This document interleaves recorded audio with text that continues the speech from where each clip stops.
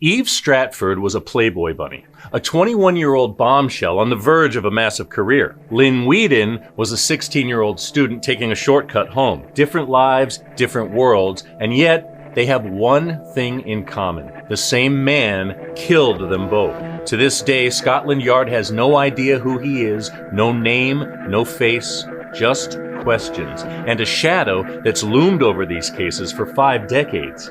But here's what we do know. Let's recap.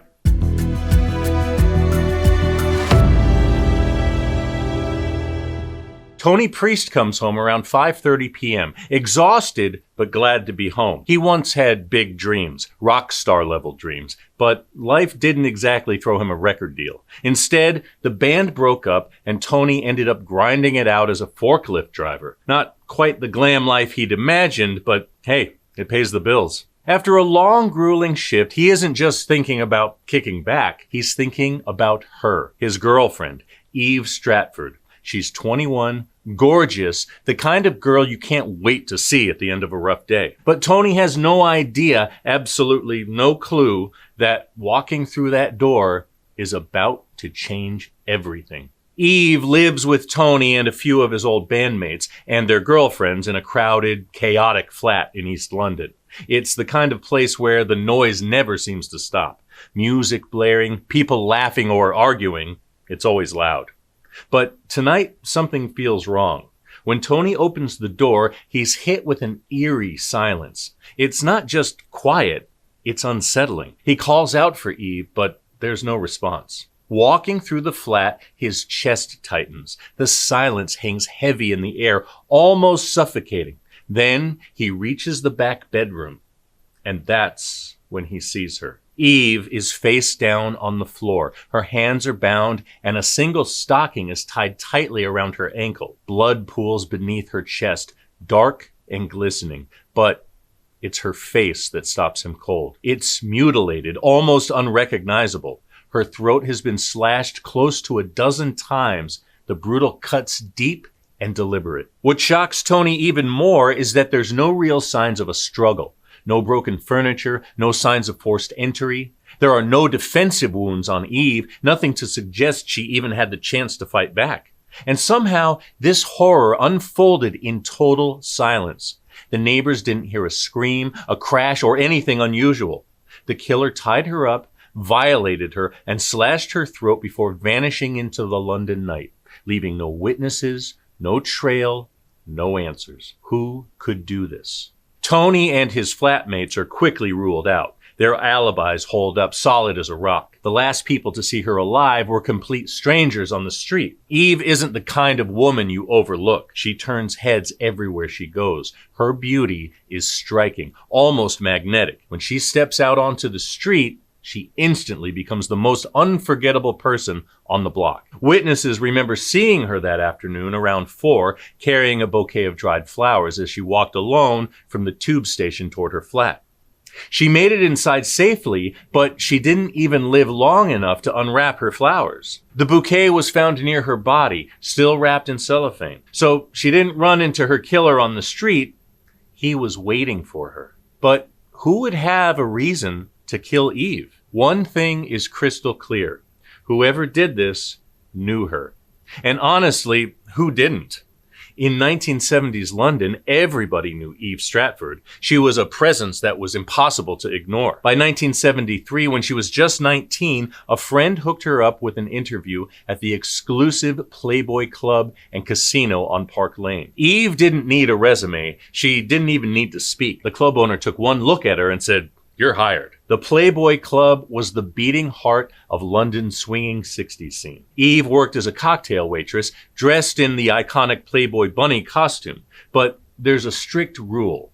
No bunny ever poses for another publication. Until Eve Stratford. In March 1975, just days before her murder, Eve did the unthinkable. She appeared on the front cover of Mayfair, Playboy's biggest rival at the time. And she's not just a featured model, she's their girl of the month. Her nude photos and centerfold made a splash, but it's the article that really turned heads. It claimed she lived alone with her cat, even though she was actually sharing a flat with Tony and a bunch of other people.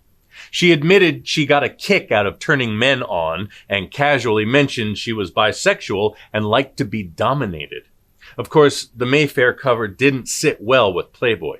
When her boss confronted her about it, Eve completely broke down. She claimed the quotes weren't hers and said the nude photos were taken without her consent. Was she telling the truth? It's hard to say. Maybe she was just trying to cover her tracks and stay in Playboy's good graces. Either way, it didn't matter. Playboy suspended her for breaking their rules. Then, in a cruel twist of irony, just days before her murder, Eve posed for photos that would end up foreshadowing her death. Her agent had booked her for the cover of an upcoming crime fiction novel. Eve had to look terrified as a knife was held to her throat. Police later questioned the photographer, but there was no evidence tying him to the crime. But let's get back to the day Eve is killed. Everything seems normal, at least on the surface. She has lunch with her agent in Camden and seems like her usual self. Around 4 p.m., she's seen walking home carrying flowers. Half an hour later, at 4:30, her downstairs neighbor hears voices coming from Eve's apartment, hers and a man's. They aren't shouting or arguing. They're talking softly like two people who know each other. Then comes a loud thump. After that, silence. The neighbor doesn't think much of it. She figures somebody knocked over a chair or something, and she goes on with her day. But police now believe that sound was Eve's body hitting the floor. Not long after that, her boyfriend comes home and finds her body. At first, investigators think Eve's killer might be a secret lover. It's a classic theory, right? But they quickly toss it out because it doesn't add up. Eve lives in a busy flat, and her boyfriend or one of her flatmates could have walked in at any moment. A secret boyfriend wouldn't risk getting caught like that. So the focus shifts. What if her killer is a friend or someone from work? The police search everywhere for answers and the murder weapon. They go through the apartment, scour nearby drains, and even dig through the garbage cans on the street. But instead of a weapon, they find something else, something chilling. Torn up copies of Eve's Mayfair magazine cover. Did someone read her interview and twist her words, imagining it was some kind of open invitation into her bedroom? Killer could be anyone. But there is DNA. He left semen inside her. It could have been forced or consensual. They don't know for sure, but they know it didn't match her boyfriend or her other flatmates. Her case went cold in 1976. All leads were exhausted and no murder weapon was ever found. The team in charge disbanded to focus on other cases, like that of 16-year-old Lynne Weedon, the unknown killer's second known victim. September 4th, 1975, 6 months after Eve Stratford's murder. A school caretaker in Hounslow, West London, is making his usual rounds inspecting the building's power substation. But this time, something stops him cold. He spots a human body. The night before, 16-year-old Lynne Weedon is walking home alone after a fun evening out with friends at a local pub. It's late, but she knows the way. Her route takes her through short hedges, a narrow alleyway that's popular with local students during the day. But by night, short hedges is a totally different story. It's dark, eerie, and crawling with creeps and prowlers. A shortcut you wouldn't take unless you absolutely had to. And for Lynne, it's the last place she's seen alive. She always said she'd never walk down short hedges at night. It's one of those unspoken rules. Everyone knows the alley is bad news after dark. But for some reason, that night, she decides to take the risk. At around 11:20 p.m., someone attacks her. She's hit over the head with a blunt object, probably a lead pipe. The force is brutal. Her attacker drags her toward the substation, far enough out of sight, and then he violates her. When he's done, he leaves her there thinking she's dead. But Lynne isn't gone. Not yet. She fights to stay alive.